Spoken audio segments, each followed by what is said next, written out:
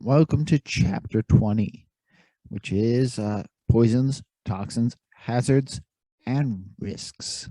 We'll start this chapter by doing a highly hazardous demo. Okay, for today's demo, we're going to do something dangerous on the topic of poisons, toxins, hazards, and risks. So I'm going to purposely allow myself to ingest radiation.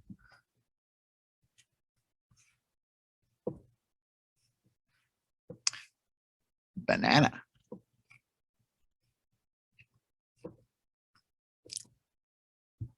I've just dosed myself with radioactive potassium. If I finish that banana, I will have dosed myself with approximately 0.1 microsievert of radiation. Well, all bananas are radioactive because there's always going to be some percentage of radioactive potassium. You would have to eat 100 bananas in a day just to equal the dosage you would experience from just every day walking around in the sunshine and living your life. However, essentially, I've got myself one dose, 1.01 doses, 1.01 doses, because I'd get one natural dose from life, and I've taken myself a little bit farther. Now to further risk my life. A common everyday Brazil nut, one of the most radioactive foods there is. Tasty. It's 1,000 times greater in radioactivity than most other foods. It has natural radium that it takes up from the soil. The average Brazil nut eater takes maybe 52 ounces of Brazil nuts a year, which is equivalent of 0.27 millisieverts. So a milli is 1,000 times greater than a micro. But one nut right there probably dosed myself with 0.7 microsieverts of radiation. So that's about 7 times more radioactive than that banana. But before you're like, oh no, will professor be able to finish off the class? It takes about 100 millisieverts. 100 millisieverts. Notice, if I ate 52 ounces a year, I would still be less than a fourth of a millisievert in radioactive doses. So it takes 100 millisieverts a year to increase the rate of cancer. Now, if I were to eat 50 Brazil nuts in a day, that would be bad. It wouldn't be radiation poisoning. It would actually be toxicity. There's also a large amount of selenium and other various metals in there. So I would suffer poisoning from selenium. However, a little bit is okay. As we'll learn in this chapter, the danger is in the dosage. Now, with that in mind, should I avoid Brazil nuts? Should I avoid bananas? Think about it. No. Sugar decays teeth. Fats will harden arteries. Salt will increase blood pressure. Vitamins in excess can still be toxic. What about all the additives? We think them safe. But we thought DDT was safe. We thought CFCs were safe. We thought methyl tetrabutyl ethyl ether was safe. We thought leaded gasoline was safe. Obviously, we've been wrong. So are these things safe? Our focus for this chapter is, are there poisons in our food? Is our food supply safe? The first thing we have to do is define what is poison and what is safe.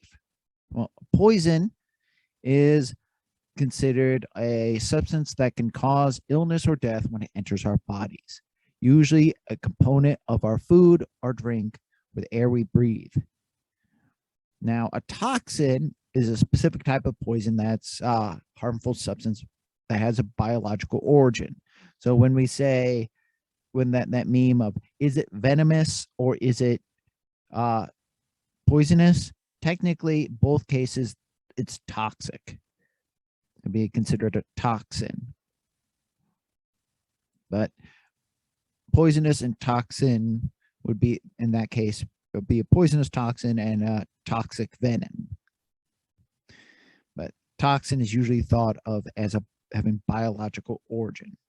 Coming from poison comes from the Middle English poison or poison, which potion or poisonous drink,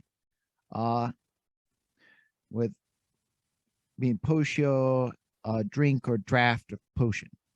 So even from the origin, the idea of poison, the idea was out there for a poisonous food or beverage. It didn't have to be a poisonous drink, but all the times you hear about kings being poisoned through their wine and various things. Think of that. When we think of toxin, that comes from toxicum, Greek for poison smear on arrows as a method of war. So we think of toxin, we're smearing some substance like as we'll talk about later, like plants or poison dart frog onto them, so that when the arrows hit you, you become paralyzed or die. However, right now the terms are practically interchangeable. Like we think of toxic waste. Toxic waste is not a toxin. It would be a poison, if anything. We think about poisonous mushrooms. Technically, a poisonous mushroom is a toxin. And as I said, we still call various snakes poisonous, even though they're really venomous, and that would technically still be a toxin, the venom they produce. But the idea here is danger is all around us, but there are various gradations of the danger. HCN, which is hydrocyanic acid, and sodium cyanide are powerfully lethal. Now, alcohol, which is a pleasant poison, is only mildly lethal. You drink too much of it, yes, you do die. But does it kill you right away? No. You can drink a lot of it for over many years and still not die. Even aspirin is dangerous in large enough amounts. I mean, there's a story in the book that I actually looked a little bit outside about kids mistaking low-dose flavored aspirins for candy. In 1950s, kids began overdosing and dying. Essentially, they put out low-dose flavored aspirin, and it went on. It was sold like hotcakes. It was tasty aspirin. People wanted to take it. The kids would open them, and they'd take it as like candy. They eat it, and they overdose, and they die. This was such a problem that there were multiple different laws and various different safety features were added. And the way the book puts it, that the corporations didn't give a crap until like the governments had to step in. No, the corporations did care. They was kind of bad. They wanted to regulate themselves before the government had to regulate themselves. They tried to add like the child safety cap to limit the fatalities, to stem this tide. So they wanted make the caps harder to open so kids couldn't get into them. They didn't really want to limit the number of pills in the bottle, because then the consumers would think they're getting less. So, but they did eventually limit the number of pills in the bottle. So you would have to open obviously multiple bottles in order to hopefully overdose. But this led up to the Poison Prevention Packaging Act. So they passed that to try to essentially to warn about the dangers of aspirin, and that like taking too much will kill you, and putting the safety caps and mandating that. Also, so we can keep kids from accidentally killing themselves. Table salt is a weak poison. It's eating far too much, which more than many of us would find palatable, will result in a disruption of our sodium ion channels in the body. You result in illness and death. It takes approximately 3 grams per kilogram of body weight. So the average 70-kilogram man would take 210 grams of sodium chloride to kill him. but it still happens. Hannah Overton in 2006 was convicted of poisoning her 6-year-old son. That case has since been overturned, and I think she's getting over $600,000 for the wrongful incarceration. That is possible. Certain kids to naturally have a tendency to oversalt their foods and keep salting it, and I think she was trying to prevent the kid from eating too much food, and so that gave him some salted liquid as well, and that led to the eventual overdose of salt death. But it was not an intentional death. Even too much water can be toxic. And we're not talking about drowning. We're talking about literally you drink the water, it goes into your stomach, gets absorbed into your body in the proper way, not that it blocks your lungs, you get no oxygen. It's like you drink enough water, it will kill you. Once again, fatal imbalance in your electrolytes. Instead of too much sodium, you end up having like too little sodium. That you get what's called water intoxication. This often occurs in marathon runners where they're drinking a lot of water to stay hydrated. I think in 1977, a Florida woman thought it was healthy to drink 4 gallons a day. It's like, if drinking water is healthy for you, then drinking more water is more healthy for you. And so she drank 4 gallons a day to like try to help pee out all of her toxins. I think there was another story I read in brief about hold your pee for a Wii, back when Nintendo Wii was out, and there was a radio program of trying to hold your urine in for as long as possible to win a Nintendo Wii, when like a little girl drank too much fluid and held it too long and eventually had died from that. So yeah, water can be lethal. It's crazy, but yeah. The key word here is excessive. The poison is in the dosage. The danger is in the dosage. Like, beware of death by chocolate. Too much chocolate can be dangerous. The question is it poisonous? The question should be, how much will it take to be dangerous? Which brings us to the term lethal dose. The problem is the difference between animals and people. The lethal dose is the quantity of substance that causes death. Dogs can easily be killed by chocolate. Most humans cannot. Certain animals, I think strawberries are toxic for dogs as well. There are certain foods that animals can eat that we cannot. We cannot digest them. Like some berries that are on plants can be easily eaten by birds, but if we eat them, we're going to get upset stomach and maybe death. And even then, there's a difference between various people. You could have a very sturdy person with a iron stomach, and you can have very fragile people. So that what's a lethal dose for one guy may be like just enough to make him have him upset stomach for another one. So we usually want to test a large dose and measure what's called the LD50. The LD50 is the lethal dosage, the amount that would kill exactly half of a large population of animals, saying that the average animal would die. Over 50% would be fragile enough that it kills. The other 50% survive because they're sturdy enough. Say, what's the average dosage that would kill a person? So now this is usually given as a weight of dosage per weight of animal or substance, usually grams per kilogram, milligrams per kilogram, something like that. They often tell us how the dosage was given, whether it was oral. So did you eat it? Inhalation, did you breathe it? Intravenous, was it injected into? Was it subcutaneous? Was it injected below the skin? Was it injected into your stomach, interperitoneal? So how was this administered? All that could matter. Aspirin, for example, has a LD50 of about 1.5 grams per kilogram. Sodium cyanide, on the other hand, is something like 15 milligrams per kilogram. So that's something like what, like 100 times more fatal. 100 times more fatal.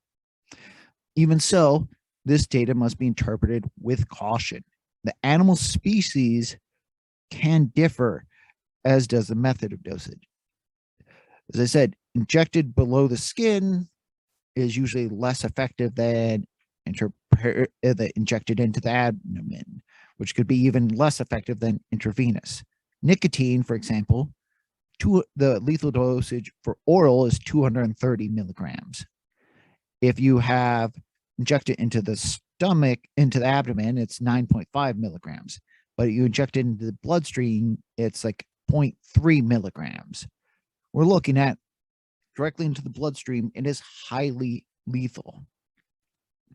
And animals can react differently than humans. Now, is that always the case? No.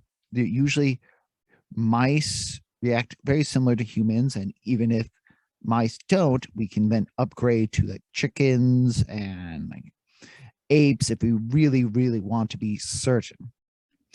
Now, are there poisons in our food? Yes. But are they safe? The answer may not be as clear cut. Now, sometimes it's best to discuss hazards as a category. As we see, this is a hot mess of a slide because I have so many different chemicals on here, and I just felt I needed to show that we could classify things as pesticides, food additives, industrial toxins, environmental pollutants, household hazards, etc. But however, some of these guys will fit into multiple different categories. Ethyl acetate is a solvent both for consumers and industry, but it's also sometimes a food additive, as adding to food flavoring, because it's an ester. Esters often have interesting flavors associated with them. Chlorine gas is a disinfectant. It's often in bleach, and it's also used industrially as a chemical to produce plastics and pharmaceuticals. Yet it's also a neurotoxic gas that was used in World War I. Nicotine is a highly addictive toxin in tobacco. It's also a natural insecticide. When we look at toxins, the most powerful toxins are of biological origin rather than being man-made. So the poisons that man can make are nothing compared to the poisons nature can make. One of the most powerful toxins is botulinum toxin A, which is pictured at the very bottom left. It's a very complex protein, which you see all those swirlies. Those are various alpha helices and beta sheets and whatnot. So it's not a small enough molecule that we can actually show it what the chemical structure is. But botulinum toxin is created by the bacterium, by a bacteria in the soil, and that thrives on spoiled food. Where that's going to come into effect is when you have improperly canned fruits and vegetables. So you grow your own garden, you don't quite sterilize the food, and then you can them for a long period of time, and then you get botulism. Essentially, the bacteria grows, it thrives in the low oxygen environment. It produces that toxin, and then you eat the food and you die. It doesn't take much.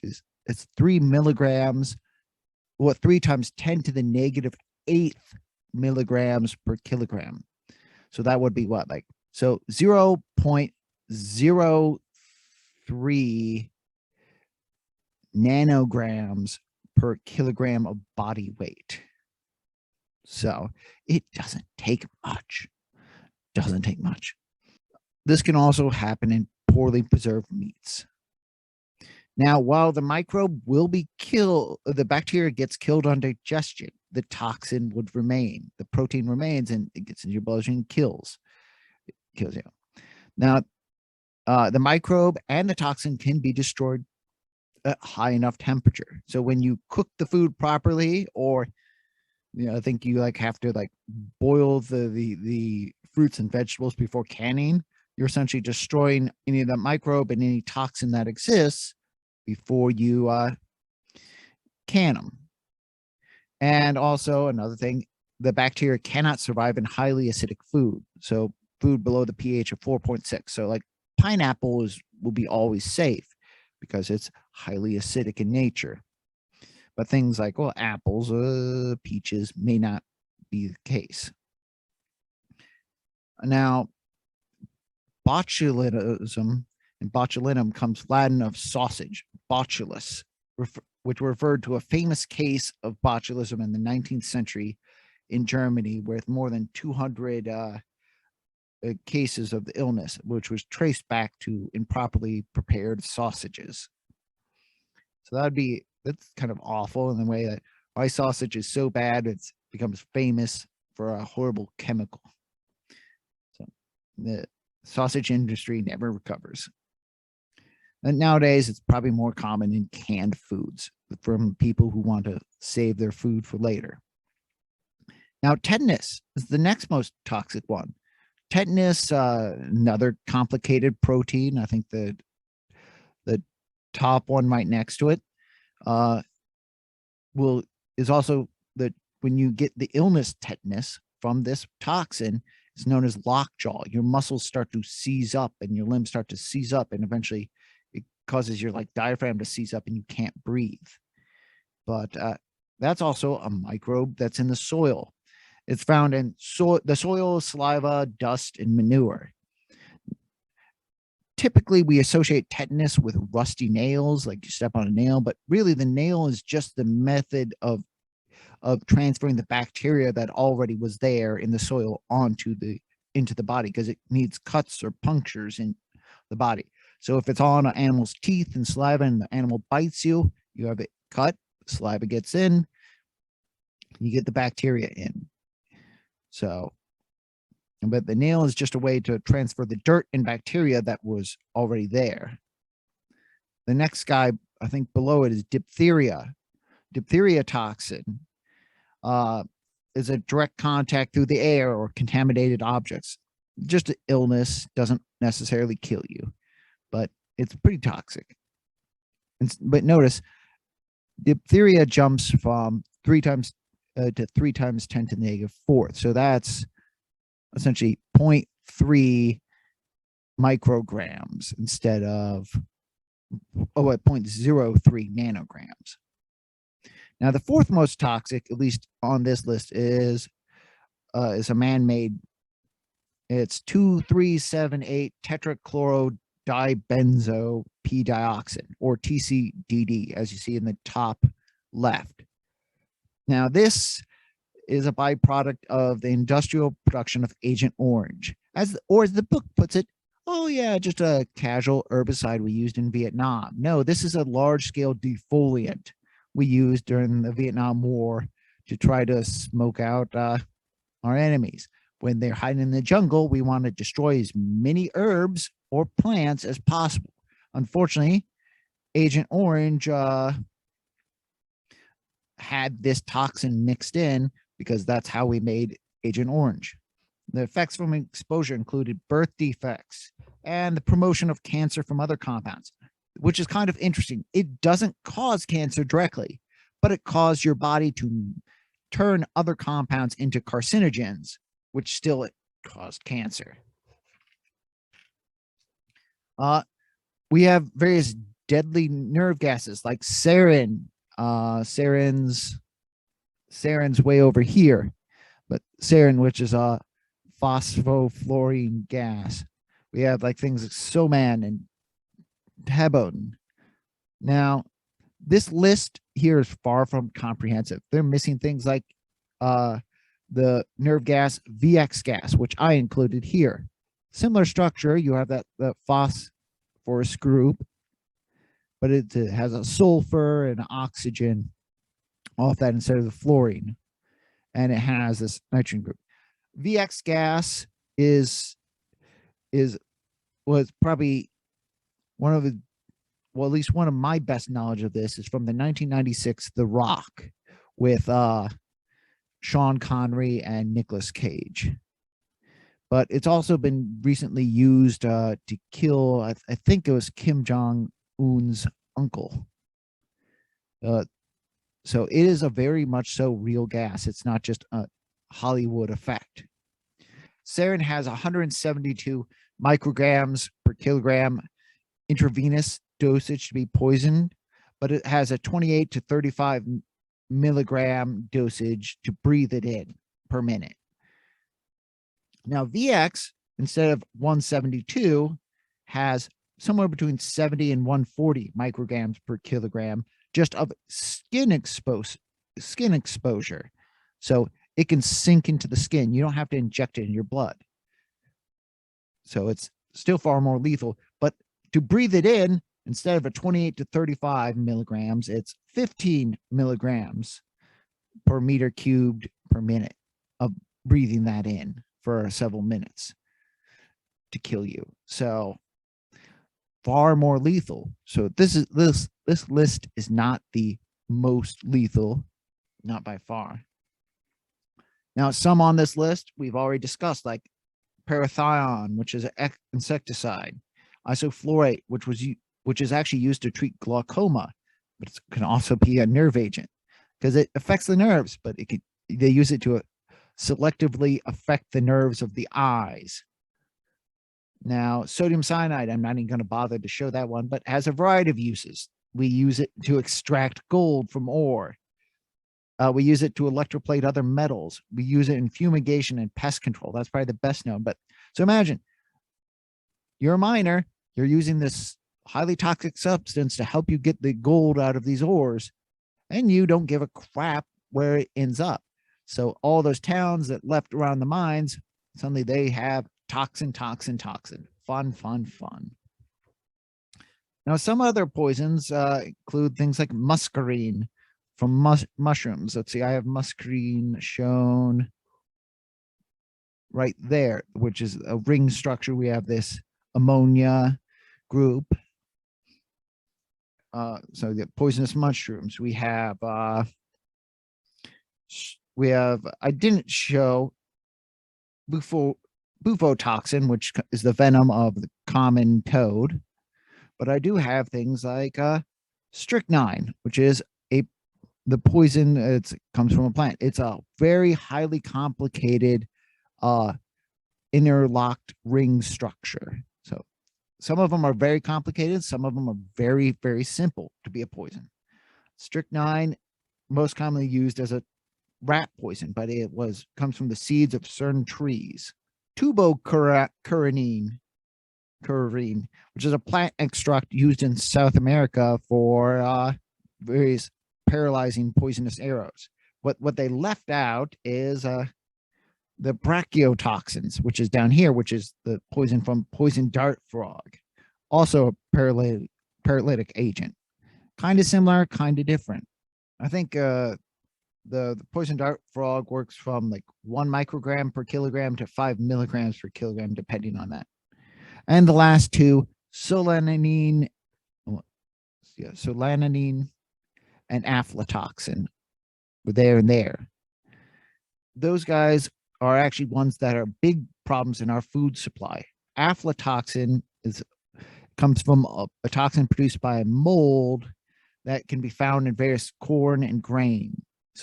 So like when we store those for a long period of time, like if mold develops, it can produce the toxin that spoils that and makes people very sick. And solanine is a derivative of nightshade that's found in green potatoes and tomatoes. And you can see the green potato-ness kind of right here if you have the book. When the potato starts not fully developed, it can be poison. It can be a poison. Well, it may not kill you. It still can make you really sick. Also, even if you survive the aflatoxin, it's also a potent liver carcinogen. So even if you survive it, you may get cancer later on. So some of these toxins are fatal 2 ways. Now, while all these horrendous toxins have a variety of effects and lethalities, the relative lethality can be measured and compared. So while salt is still lethal, it takes far more of that to kill us than just botulinum toxin, which takes barely any at all. So now that we recognize that there are poisons in the food, we can return to the question, but is our food safe? Is it? Now, a reasonable question needs a reasonable definition of what is safe. Is safe going to be free from all danger? Well, obviously, no. If that were true, nothing is safe, we can't eat. The harm possible depends on 5 things. 1, the chemical characteristics. So what is its chemical formula? What does it do? 2, the quantity used. So how much is the dosage? How it's used. Is it inhaled? Is it injected? What's going on here? The question 4 is, then how effective is it on the human race as a whole? So how effective with essential general lethal dosage on humans? And then 5, how effective it is on you as an individual? Because honestly, humans as a whole, most of us can digest lactose and lactic acid just fine. There are some of us that cannot. So that's the difference between human race and individual. Some of us can process sugar. Some of us have diabetes and have trouble doing that. So depends on human race versus individual. So safety has to be defined as the acceptability of risk. This was defined by chemist William Lawrence. Life in itself is filled with danger. It's all about what dangers will we risk. In itself, it's impossible to prove anything to be hazard-free. Just like it's impossible to prove any scientific fact, all you can just prove is that I haven't disproven it yet. I can't prove this is safe. I just know I haven't found any dangers yet. A test can be run 10,000 different ways and still find 0 hazards. And yet when you run it again, the 10,001st way, suddenly danger appears. So we run this on mice. Suddenly we find out later, oh yeah, it doesn't affect mice, but affects this animal. Or, oh, you don't need to eat it. You have to spill it on your skin. Or you have to accidentally inject it into your blood. Or you have to get it in your eye or something like that. So whether it's a perfect storm of events or a new method of detection, that finds this trace effect. This can change. The perfect example is a drug that was developed in the 1950s and 60s. The way the book reads it, thalidomide was a sleeping pill or anti-anxiety pill, but really it was more commonly used for morning sickness and nausea. So pregnant women would be actively want to take it, not just, oh, I have trouble sleeping, I'm going to take this. It's no, like I'm vomiting every morning, I want to take this. So several routine tests showed its non-toxicity. While it wasn't approved in the US because they still had some doubts, they haven't done all the tests, it was approved and released in Europe. And the book discusses some 4,000 babies in Germany, some 1,000 babies in the UK, and 20 in the USA, which came from tourists going to Europe and then getting it. But I think looking up, the final total may be close to 10,000 babies rather than the 5,000 they discuss in the book, born with severe birth defects. If you want to look up that, take it with your own risk. I'm not showing them on these slides, but they have shortened or completely absent limbs. These babies were called flipper babies. It's horrible, but it's the truth. It caused these horrendous birth defects and oftentimes killing the kid, but there's many of survivors. This problem, this defect, was eventually linked to thalidomide, taken within the first 12 weeks of pregnancy. It's an example of a teratogen, which comes from Greek Tetratos, monster or marvel, and genus, born or produced by or begetter of. Remember our oxygen, oxygenos, begetter of acid, begetter of sharp. So teratogene, teratos, begetter of monsters. It's a substance that produces severe birth defects. They found no hazard to rats, to dogs, to cats, to chickens. No problem. They were safe. But if you test it on rabbits, test it on monkeys, you see that the danger. So it didn't work. There's no negative effect on all these animals, but yet rabbits, monkeys, and humans, horribly problematic. Now, it's actually been postulated that a chiral enantiomer of this, that this little atom right here could be different, could go one way versus the other, and you create a mirror image of the structure. The chiral structure is when you have a mirror image. Actually, that's called a enantiomer. But a chiral molecule is a molecule where you could have a structure going up versus down, and a different way of arranging it, and it's essentially the same molecule, the same formula put together in the same way, but it's different in space, and that enantiomer causes the birth defects. But the one problem is the body can naturally convert one enantiomer to the other, at least in this case. The handedness of this molecule, one hand is safe, the other hand is horribly toxic that the body can't use because enzymes can only work certain ways. If this is the mirror image, it won't fit in as nice, and that's where the problem starts. So maybe the case was they made the right enantiomer and used it, and rats, dogs, cats, and chickens can't produce the other, can't convert it, but rabbits and monkeys could. Maybe that's why.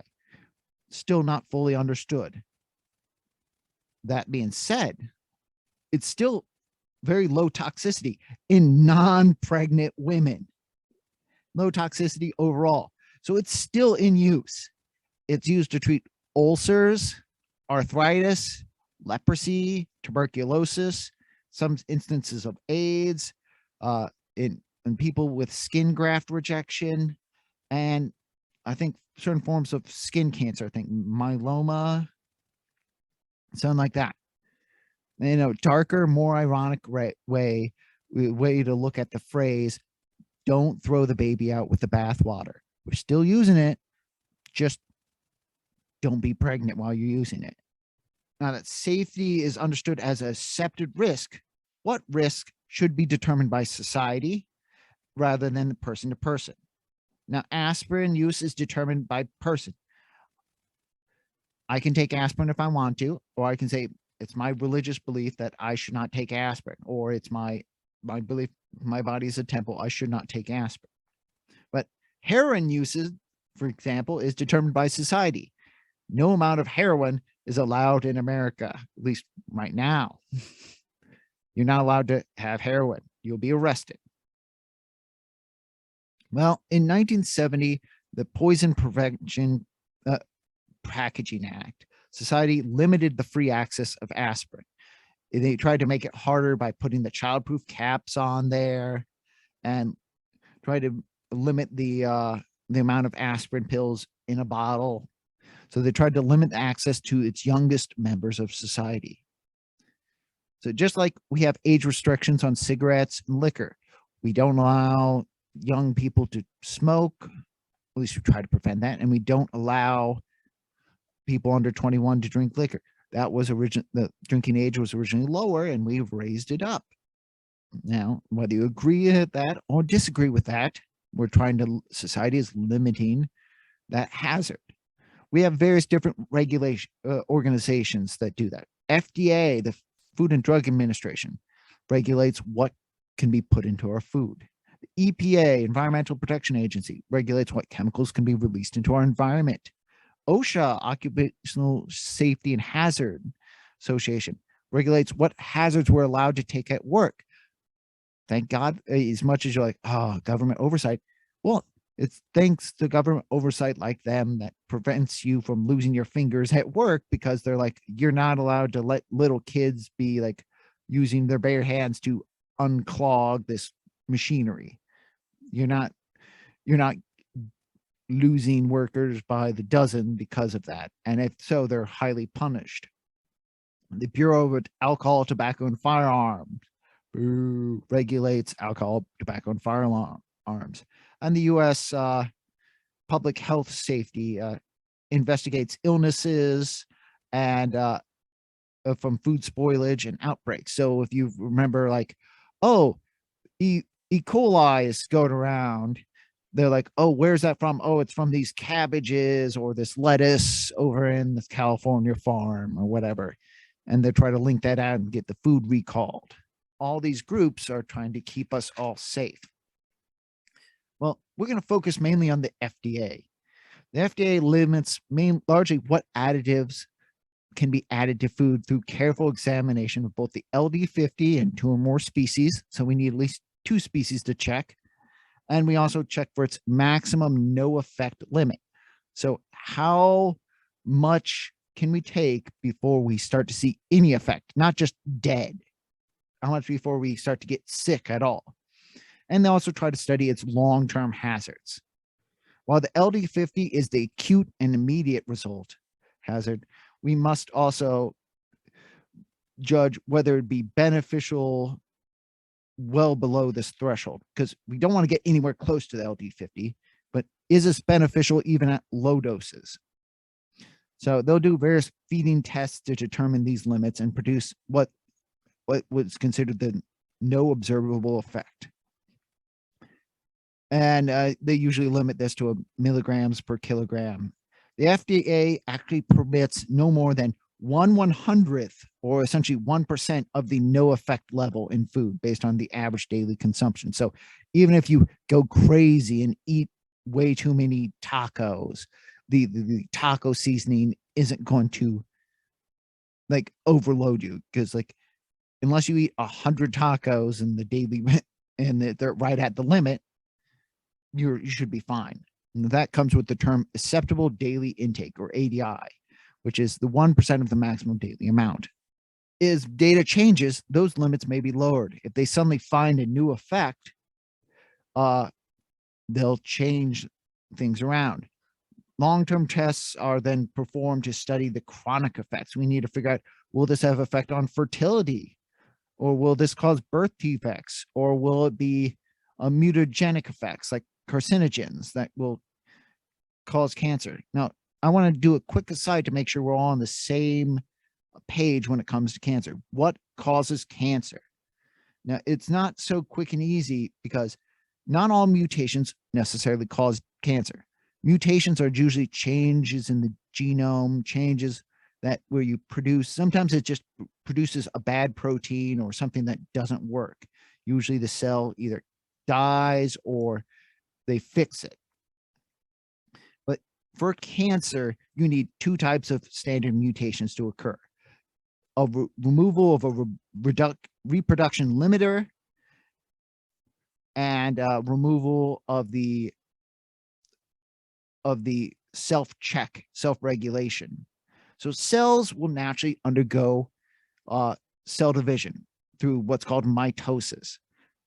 But this will happen as an on-needed basis. You need more cells, it will split apart. They'll go like so many a day. So many cells will be split apart in a day. As more cells die, they'll split apart to replace them. Now, in cancer cells, you remove that limiter. So rather than it divides every 6 hours, maybe it divides every hour. So it keeps dividing and dividing and dividing. Cancer is essentially uncontrolled cell growth. Well, thankfully, most cells have a self-regulating process that initiates what's called cell death if there's a problem in the cell. If you cannot properly reproduce, or it starts doing something it shouldn't, the cell decides to commit suicide for the sake of the body, a process called apoptosis, where it kills itself. Now, when we have the uncontrolled growth, as long as the apoptosis can initiate, we kill those bad cells, cancer stopped. But when you no longer have that regulator, it can grow and it won't take commands to kill itself. So it's going to just keep growing and growing and growing. So that's what really brings about cancer. Now, the problem with cancer in itself is that there is no, there are known ways that these can happen, but there's no just one way. There's various different ways this can occur.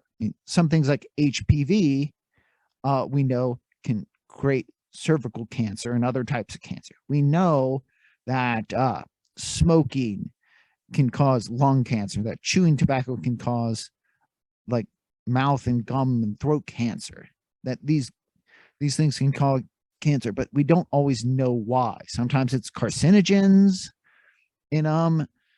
Sometimes it's like, we know that sunlight can cause skin cancer because these UV lights damage our skin's DNA.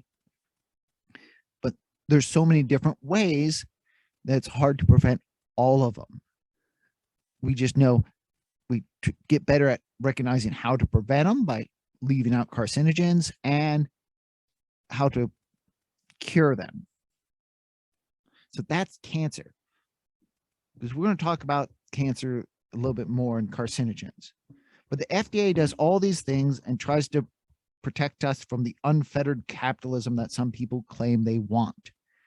Not to get political, but there is a meme out there. I've shown you the meme. How much sawdust can I put in a Rice Krispie treat before people notice? Now, while this is a fake science fair project, it is not too wrong from how things used to go. Companies used to put whatever cheap fillers they could into food to make the food look better, to make them look nicer, shinier. It's like trying to make the food look like the food you see in the advertisements. They put whatever filler or whatnot they could get away with, and sometimes they didn't get away with it. People got sick. People got ill because they're taking these chemicals. We didn't know how dangerous the chemicals were. We just pumped it in there because, hey, I want the food to look great and go far and be dirt cheap, and we didn't worry about that. So things like borax, sulfuric acid, saltpeter, formaldehyde, copper sulfate. Copper sulfate made the peas look super green, and so they look really fresh. Benzoic acid. In 1901, government chemist Harvey Wiley, on the bottom left, started to fight back against the food industry with human trials. He paid a bunch of young men to eat these food additives, and then he'd give them all they can eat and paid them like $5 a week, and they got like health checks and like after every meal, but they could only eat the food we have. And so he did some of the first human tests on some of these additives.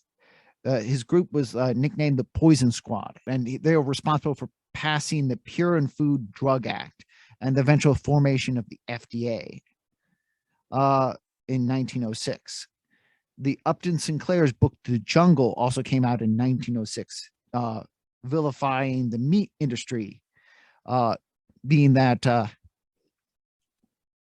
how the meat industry, like, oh, dead carcass,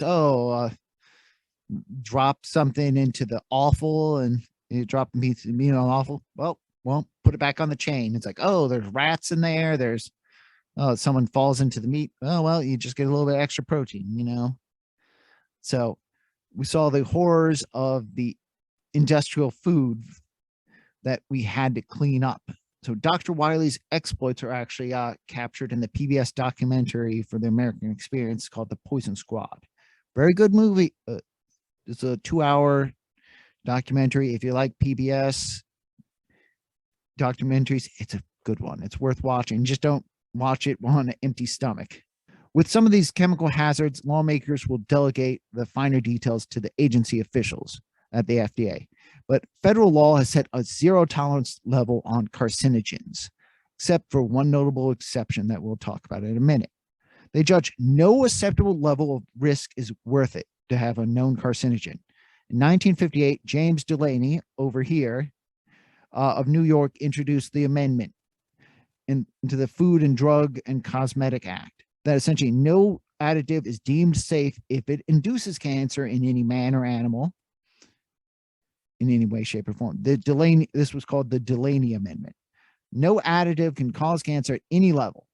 Carcinogen has an ADI, acceptable daily intake, of 0. While some toxins are allowed, carcinogens are not. Some toxins, we know you can take a little bit in. It's safe. We know it's poisonous, but we know it's not poisonous at that level. No carcinogen is safe. Now, this was an effective bar on known carcinogens, despite any prospective benefits they might have. However, the one exception sweetens the hypocrisy of it all. That one is saccharin. Saccharin was discovered in 1879 by Ira Remain on the left, who worked at Johns Hopkins, and a student, Konstantin Fahlberg, who actually did the real discovering. So Fahlberg, after cleaning up in the lab, went to go get dinner, and he was eating some bread, and he noticed the bread was incredibly sweet. Now, he then traced the sweetness to his hands and arms. So he's like, taste his hands. So it's not the bread that's sweet, it's the things touching the bread sweet. And then he figured out it must be some residue he got on his hands and arms in the lab. So obviously he didn't do a great job cleaning up. He then did the incredibly dangerous thing of taste testing his chemicals to try to narrow down and isolate that sweetness. He and Remen would then immediately go on to publish a paper on the new compound saccharin that they've discovered. Now, saccharin over there is derived from the Latin and Greek for sugar. Saccharin, among other things, provides no energy or chemical components that the body tissue can use. So it has no nutritional value. It goes in, we taste sweetness, we pee it out, no problem. Our body can't burn it for fuel, so we don't get fatter. It cannot break it down in any way, really, so we cannot be used. So we don't get fatter. It's 500 times more sweeter than table sugar. So one teaspoon of saccharin in 145,000 liters, which is enough water to cover a football field 1.25 inch deep, is still sweet to the taste. You can still taste the saccharin in there. It immediately went into food production. We immediately go, holy crap, let's put this in food. And it became incredibly popular in 1907 among diabetics. And by 1958, saccharin joined the list of what was called GRAS additives, generally recognized as safe additives. Now, in the 1960s, the popularity further increased with the advent of diet drinks. So like, oh, I want this Diet Coke. I don't want all the calories of all the sugar in there. So we put the saccharin in instead. But in 1972, the FDA removed it from the generally recognized as safe list and began testing after there began to be some doubts on its safety. Now, the lab tests would then prove it to be incredibly weak carcinogen, but it did cause bladder cancer in mice. Now, despite the triviality of the danger, since it was a very weak carcinogen, the Delaney Amendment said it cannot be. We will not use it. It cannot be. So in 1977, the FDA announced they had plans on banning saccharin. Unfortunately, the public was already used to it. They were happy with it. They said, no, the public outcry was so great that Congress has made this one exception, that the only and because it was the only 0-calorie sweetener at the time, it hung around. Doctors were able to argue that be able to prevent obesity was far greater in health savings than worth the risk of the bladder cancer. So eventually the Congress passed the Saccharin Study and Labeling Act in 1977 that basically prevented the FDA from banning it, but required a warning label that, oh yeah, this is a weak carcinogen. just kind of like we slap on cigarettes. Oh, by the way, this is carcinogenic. Well, don't take it, I guess. But seeing as you already bought it, oh well. Now, today, saccharin is just one of many artificial sweeteners, so the need for using saccharin, not quite as important. Aspartame, for example, over here, a little bit longer chain, no sulfur groups. It's not 0 calorie, but it's only 4 calories per gram. And it's 160 times sweeter than table sugar. Sucralose over here, we have a dual ring effect with some chlorines on it, is close to 320 to 1,000 times sweeter than sugar. Monk fruit extract, which is has some various components, and this is not the only one, but this massive thing, mongroside V, is probably the most common one, is 250 times sweeter. Look at how many rings are in there. It's a very complicated molecule. And stevia, which produces various steviols and glycosidic steviols, like this one, stevioside, is somewhere between 30 to 150 times sweeter and still 0 calories. So we got a lot of interlinked rings in both of these structures. So there's a lot of other options of 0 calorie sweeteners, some of them more dangerous than others. So we're trying, like, I think stevia and maybe monk fruit extract are some of the safer ones currently, but that's not to say they're perfectly safe. Now, with all the smack we talk about food additives, obviously natural unprocessed food must be free of chemicals and other hazards, right? Well, once again, we are wrong. The main difference between processed and unprocessed food is just that the processed food have to list all the ingredients. We have to list what's all in them. Foods are often highly complex mixtures of a variety of various chemical classes. They have aldehydes, ketones, alcohols, esters, and acids, and a variety of hydrocarbons in there that you can't really break down. It's so complex, we don't always know them all. I mean, yes, you could probably build a lot of these together, take some lab chemicals and mix it in, but is it necessarily as good as natural? It's hard to say. But the fact that there are so many complexities in there that we can't really get. Oil of oranges has at least 40 compounds in it. A potato has close to 150 different compounds. Mangoes contain numerous different chemicals, carbohydrates, proteins, flavonoids, fatty acids, minerals, vitamins, and yet, is it safe? Sure. I mean, a lot of people eat mangoes. They're not going to stop. There are plenty of natural pesticides that we may take in, but for every 1 gram of synthetic residue that we eat 10 kilograms of natural pesticides. I mean, some are natural plant products. Some natural plant products are carcinogenic in addition to being a toxin. Here's are just a list of a few of them. Safrole over here, a key component in sassafras, is known to cause liver cancer in mice. Mustard oil, which is our allyl isocyanate down here, causes tumors. We have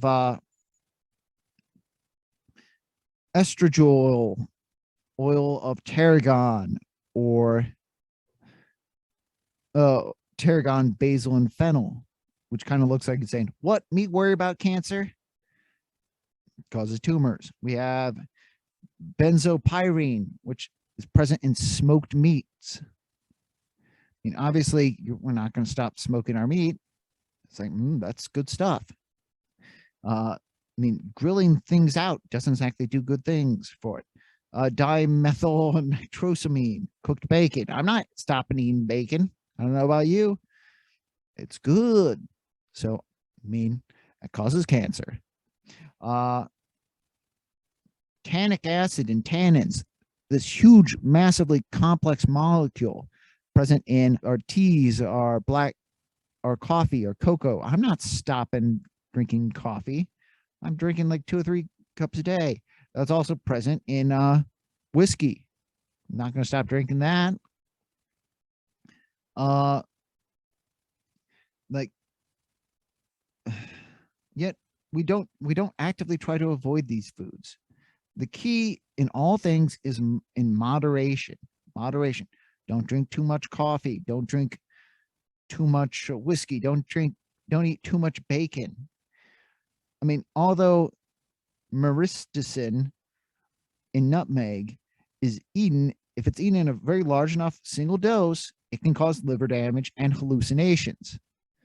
However, even the most heavily spiced meals only run 2% of the necessary amount. So the likelihood of you eating enough nutmeg to give yourself hallucinations, not very likely. Caffeine has LD50 of 130 milligrams per kilogram, but that's a lot. To do that by coffee alone, you'd have to drink something like 70 cups in a day. The liver actually serves as a shield against many poisons. As long as it isn't overwhelmed by a single massive dose of any one toxin, it can usually metabolize them into something safe. It's actually better to treat small doses of mini toxin than a large dose of less toxin. So like the liver can treat several different types of toxin at the same time, but it can only treat so much of one toxin at a time. So it's a slower process for a large dose of one than it is for many. So the idea is a varied diet will actually keep you safer. Last one, just looking, Detrodotoxin, which is our pufferfish, our fugu, which causes paralysis. Just showing you some neat molecules out there that these molecules cause cancer. Yet some of these look very similar to the same molecules we used in sugar. What makes one safe and the other dangerous? It's so hard to say. We can't really determine, which is why we do our tests. Now, the book actually talks about the Ames test, that rather than murder a bunch of mice every time we want to test a new chemical, they found a way to, well, essentially test on bacteria. That they modify bacteria with a certain lack of a certain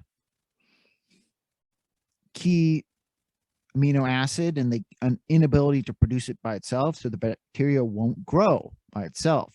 But the bacteria is very